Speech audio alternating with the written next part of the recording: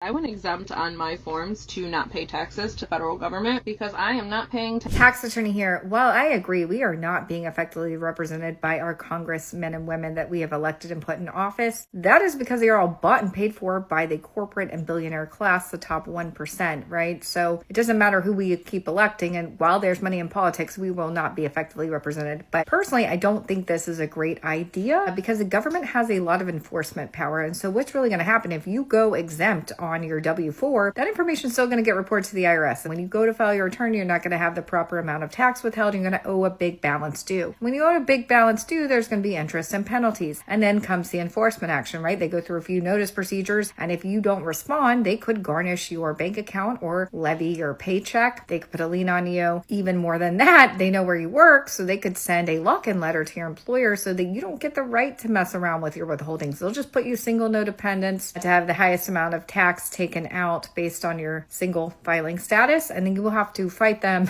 to get that removed or changed to the correct amount. So you won't have the ability to change your withholdings anymore. I would highly not recommend it as a tax attorney because it will have dire financial impact to you as an individual, and it probably won't change the system. Sorry. I'd also add, I've seen high income earner cases where they've gone exempt and the DOJ prosecuted them for doing that. So not sure this is the way.